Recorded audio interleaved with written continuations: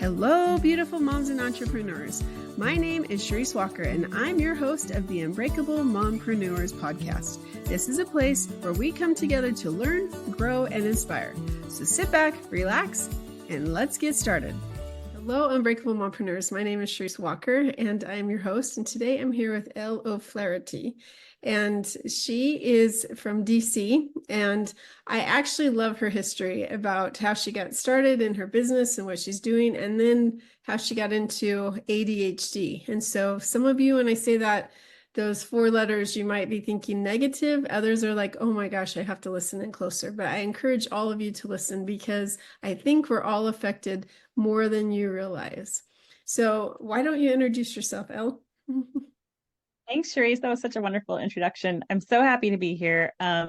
Your listeners are exactly the kind of people I love to talk to. I started out for nearly 20 years as a practicing attorney. I hadn't been diagnosed as ADHD, and I didn't realize how not well suited I was to being an attorney. And so I just hit this point and made a pivot, started my own business as an entrepreneur, and I was absolutely terrified, which I think a lot of us can identify with. And now I work with all sorts of folks, but my coaching firm, we offer executive ADHD and career coaching. And these days I'm actually doing a lot of speaking and presenting about leadership and other workplace issues, as well as quite a bit of speaking on ADHD. So I'm really excited to talk to you about it. I think that that is fantastic for many reasons. I think we as entrepreneurs, probably entrepreneurs are most likely more prone to be ADHD than a typical W-2 employee because the W-2 can go to work, they don't get bored. And entrepreneurs, sometimes it's like squirrel, we're looking at different things in shiny object syndrome. So tell me, how did you realize that practicing law, because that takes a lot of time and dedication and effort, and then for you to be practicing it, how did you realize at that point, this doesn't suit me, and you pivoted? Great question. Yes, I don't want to brag, but if you want to know how to get chicken pieces into India, I am your girl. So I was working in a government position. I was on delegations to the United Nations, on the World Trade Organization, and it on paper sounds really interesting. But once you leave law school and start becoming a lawyer, it's clear that a lot of the work is sitting in your office by yourself, reading dense text, which is not my favorite thing to do. And it is a lot of independent work. And I just found for myself as a very outgoing person who loves teaching people and working with people, it was a challenge, and I was white knuckling my way through it. I was really had to force myself to do the thing every day, which I thought was normal. But as I learned more about ADHD and about myself, I realized that we have interest-based brains. So whereas neurotypical people prioritize things based on importance to them, to their boss, to their partner, and when they check something off their to-do list that's important, they get a little dopamine hit and it's great. But we are really driven by what's interesting to us. And a lot of the work I was doing wasn't interesting, and it didn't light up my values, and it just wasn't well aligned. So I noticed the thing that I did love doing was I had a team who worked under me, and they would come to me for coaching and guidance, and I would get to train and teach them. And that's where those are the days I loved. Mm-hmm. So my pivot kind of came about by wanting to do more of that. And I retrained, probably overtrained, but that's okay, as a coach, and hung out my shingle, which for my entire adult life, I had been a government worker. I thought was so scary and such a risk. But you're absolutely right when you said that ADHD folks we're 300% more likely to be entrepreneurs because we have a higher risk tolerance, and because we do love following our interests. We're really creative and innovative. So yeah, I'm guessing there are more than a few ADHD folks out in your audience. I want to start at the very, very beginning, because some people might have heard that word ADHD. I remember my kids were diagnosed very, very young. And that was such a stigma, and I wasn't going to label them. And I'm like, I don't believe in that. People are all the same. But my daughter was working with me over the summer while she was home for college. And she's like, okay, Mom, let's go. And so I'd get started and then I'd like go to something else and then I'd go to something else. And she's like, Mom, you are worse than me. She's like, you're so bad with ADHD. I'm like, no, I'm not. She's like, yes, we never get the task done because you're over here now. And so I really like, that was, I think, the first time I realized, okay, I'm way too spread thin and now I need to start focusing. So the last several months, I've actually been honing in like, does this serve me? Does this serve me? No, it doesn't. And so I've cut so many different things out so I can focus on specific things. So let's talk about what ADHD is and how do you recognize if you have a problem? Great point. Of course, I'm going to nitpick, and I don't see ADHD at all as a problem or a disability. Right. I actually think that it is a unique brain wiring that has incredible gifts. So some of the ways to recognize that, we used to talk about ADHD and ADD, and now they're under one umbrella of ADHD. And there are three subtypes. The first one is hyperactive impulsive, and that's kind of the stereotypical 7-year-old boy bouncing off the walls. Mm-hmm. And 7-year-old boys who bounce off the walls tend to be the earliest people who are diagnosed because that is what people think of as ADHD, including mental health professionals. The second kind is inattentive, and these are your daydreamers, people who, when you're talking to them, all of a sudden they'll go, "What?" and didn't even hear you. This is much more likely to be women and girls and adults rather than children. Inattentive type tend to be the last people diagnosed for a lot of folks. And I don't know if this rings true for you, but a lot of moms are diagnosed when their children are, for instance, because they start learning about it and think, wait a minute, that's me. And then the third type is combined. Hey, that's me. That's about 60% of us. And we have traits from both kinds. And so even mental health professionals, it's interesting because I talk to a lot of therapists and counseling organizations. I talk to a lot of doctors. And I came to find out that their total training on ADHD is usually about 20 minutes in school. And so they often aren't as knowledgeable about ADHD and certainly don't know about the most recent research, which has been huge in the last 5 or 10 years. And so the name is stupid. I'll say that. We don't lack attention at all. What we have is highly variable attention. So when we're not interested in something, it is absolutely, it's like pulling teeth. We have to white knuckle our way through it and force ourselves to do it. And that's not really a happy place for us to live. Mm-hmm. On the other hand, and something's really interesting that ignites our superpower, which one of them is hyperfocus. And we can be so productive. We will work on something for hours. We don't notice the time passing. We, get really into it. And we can be some of the most productive people that you've ever seen. We can essentially do much more work in a shorter time period than neurotypical people. Mm-hmm. And so one of the important things is aligning, especially our work with our interest. And that's where we really start to shine. So I love hearing you say that you were pruning some of the to-dos and some of the commitments to fit what's important and what you're really interested in. That's a surefire way to get success. And I think it's interesting because the more and more I watch some of these really brilliant people, like, I will name drop Grant Cardone. I was at his event last week, and it's this very, very elite group of people. We're all investors. So we're in this room with him, very small. People don't know who Grant Cardone is, then go Google him. His mission is to teach the world wealth, especially the United States. And so anyway, he just, for the first, I'd say 45 minutes, he gets up on the stage and he just starts talking and he's spewing all these numbers about the economy, about this. And I just sat there thinking, holy cow. This guy must have had ADHD as a kid. He must have been, because he talks about how much he was in trouble all the time. And he was so bored. School was not for him. But now you get him in this realm where economics was his undergrad. And that man is brilliant about different things when it comes to real estate and housing and the market, about real estate stuff, because that's what he's passionate about. And because of that, he's built $1 billion multiple companies, and he surrounds himself with the right people. And so it's just interesting as I start to watch more of these people that they were probably in school, they were the troubled child, they're never going to amount to anything, they're just blah, blah, blah. And if we could hone in on those types of people, especially kids right now, then we would have such a more, in my opinion, productive society, and way more, I don't know, just more successful, more happy. And I think that so many times we have to put these people into a certain mold that is not correct. Yep. And so I love that you're talking about this and that you're bringing awareness to it. And I love that you're helping executives. So how do you help them be more productive? Great question. Also, great observation. And you're exactly right. Some of the biggest names when we think of founders who have started these companies, incredible things, do tend to be ADHD. For instance, we think that Nikola Tesla, we think that Albert Einstein, other people like that were ADHD.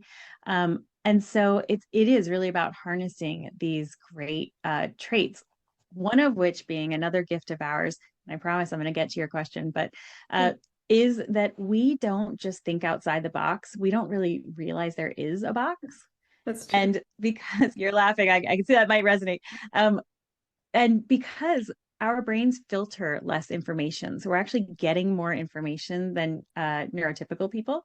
Mm-hmm. We are also able to make really creative connections and come up with things that neurotypical people probably just couldn't. And so when I'm working with executives and professionals and entrepreneurs, it's really about leaning into those incredible strengths. Mm-hmm. Like, we are the people who are going to come up with a great next thing that's going to drive all the revenue for our company or whatever it is that we're doing. We're probably not the people who are going to get down into some of those details. But if we're put ourselves in a spot where we can lean on our strengths and shine in those ways and eliminate as much as possible the areas that aren't interesting to us, it's amazing. The other part of that is, and this is quite a bit of ADHD coaching, is being curious, approaching our lives and our productivity as sort of a science experiment, and trying out different tools that work in the way our brain works. Mm-hmm. So I never try to change an ADHD person into a neurotypical person. That is not possible, and it's not fun. And so using tools that were built for ADHD people in the way that our brains work, it is incredible. It just completely changes productivity. And the other thing, and I know it's a long answer, I'm sorry, but so my whole reason for being, my mission is to reduce the stigma in ADHD, including among people in our community. And so when I start working with people and I tell them what's normal for us, and that the things that we've been judged on by neurotypical people are really completely normal for us, I find that just brings down so much of the shame and the guilt. And by eliminating that and just leaning into those tools and ways of doing things, it is incredible how much that builds people's professional confidence and just self-confidence in general, and starts really quieting that negative self-talk and that sort of that side of things, which I think is really powerful. I'm curious, have you noticed any of that as an ADHD person? So I actually haven't been diagnosed, but my kids have been. And so the more, like, I refuse to accept it. I refuse to, there's a few things like diagnoses that I have had, and I'm like, oh, I don't believe it. And now the more and more I start to realize, you know what, it's not a bad thing. And it's okay that I'm a little different. And so I look at my kids, my son specifically, that you talk about how you could hyper focus for hours on something you enjoy, but there's something else he can't. Like, doing the dishes is beyond his comprehension. It just is. So much so that he'd rather use paper plates than to have to wash a dish. It's just like so not okay to him. But he can go and spend 2 hours trying to pick a lock because he locked his keys in his car and be successful. Figure out how to do it. And I'm like, how do you do that? How do you spend 2 hours on this task, but you don't even try or can't, like, it just, you can't do it. It's a block. And so he started sending me these memes about ADHD to show, like, here's how I think and here's what I do. And yeah, it's for me, it's starting to open my eyes that, okay, I mean, it's genetic, right? Hereditary. Have you found, or no? Yes. We believe it is. Yeah. So because of that, I think that there's so much more that we're starting to learn. So. Oh my gosh, yes. And I love that example. By the way, I'm also a little obsessed with lock picking. It's uh much to my husband's chagrin. Um, Whatever the thing is that interests us, like, man, we are amazing in that area. And I think of it as an advantage. It's pretty Right. cool that when, as an ADHD person, we're thinking about, for instance, what we want to do professionally and we're building our career path, we have this natural, like, big flag sticking out. The things that we get interested in that cause hyper focus tend to be the things we should head towards in our Mhm. career. And so I'm not saying that anyone has to be a lock picker, but that also tends to be someone, for instance, who likes to solve problems, investigate, and think about solutions. And so maybe that's an area that he might be interested in.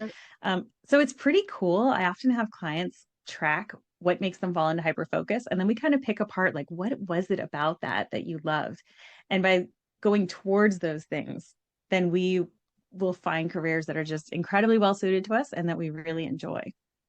That is amazing. I didn't even think about that because I've always told him he should be an exterminator because he can spend 3 hours out in the yard catching a vole to do 18 questions on a math assignment when he can do the problem in his head, but you're going to make him show his work. He can't. It's just, it's 18 hours and I'm not joking. Oh, So, yeah. And that's most ADHD people. We have an action tuned brain, mhm. that we like to do and go do the thing. And so solving the math problem, cool, like that's a thing we can do. But writing all the steps down, ugh, I too would hate that. And so oftentimes I'll encourage people to go towards things that are that you're that are active, that you're doing, and that you get to see the outcome and effect of your work. And so, yeah, maybe he doesn't want to be an exterminator, but maybe he does, who knows? But it sounds like what he really loves is like that challenge, and Yeah. he's ignited by the challenge of trying to catch the bowl or do the thing. That's really cool. He sounds interesting. I totally want to meet your son. Yeah, he is a very interesting guy. Okay, so what are some things that people can do?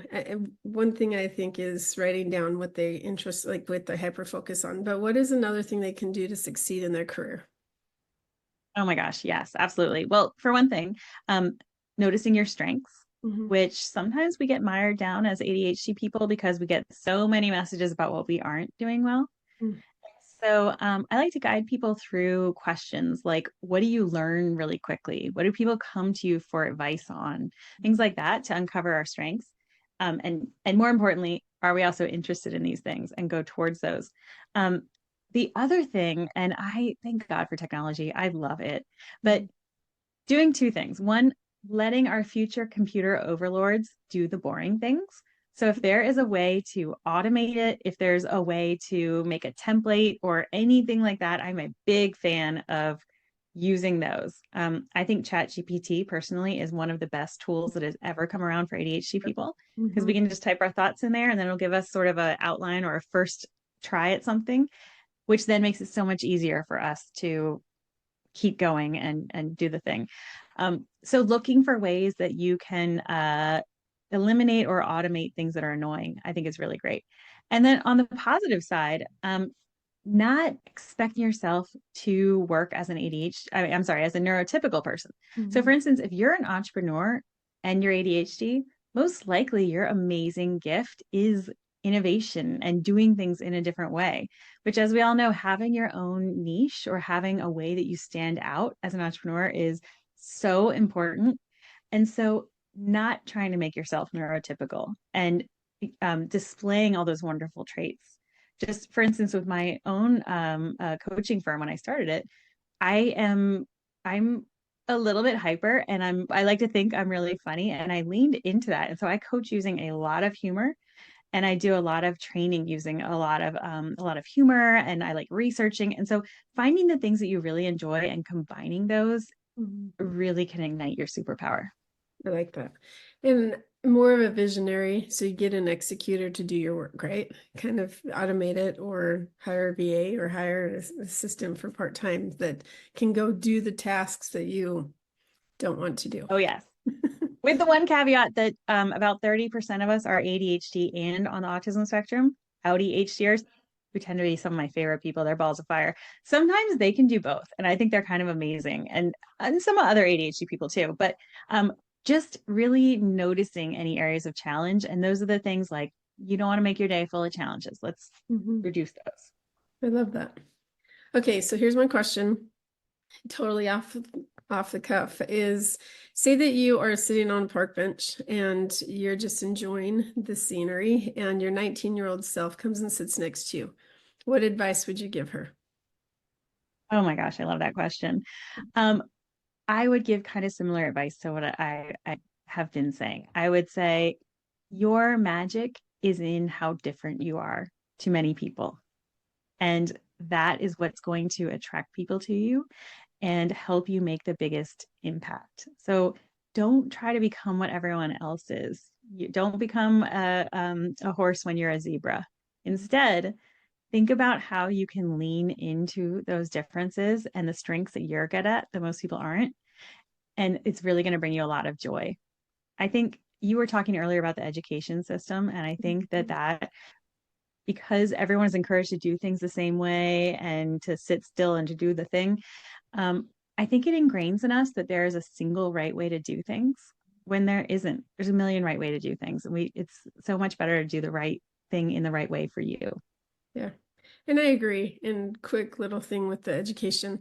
If you're a mom, you've got to figure out how to be able to make it work for your kids. Like my son, he's genius. He can do all of the problems literally in his head and he'll get 100% on the test. So for him to do stupid busy work is stupid, as you use the word. I love it. So I worked with his teachers and said, look, can he do every other problem? Because I don't think you understand. It's literally 18 hours to be able to get him to do one worksheet. This is torture. But he's 100% on all the tests. So as soon as his grades start to dip, then great, we'll talk about that. But can he just do every other problem? They said yes. But then I have a daughter who also has ADHD, and she needs to be able to do all the problems and maybe 3 more problems per, because she can't grasp it in her head the way that he can. And so I think that there is a difference for every single child, and fight for your kids. The American system was built for the Industrial Revolution, not where we are today.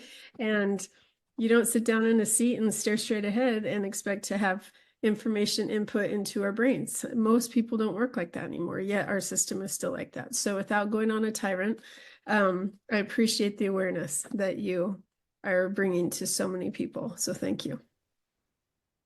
Good mom. Good mom. That's awesome. Thank you so much for being such a good ally.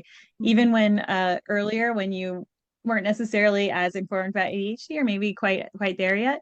That's amazing. I appreciate all the allies out there so much who are willing to let people just be unique and different. So yay, good mom.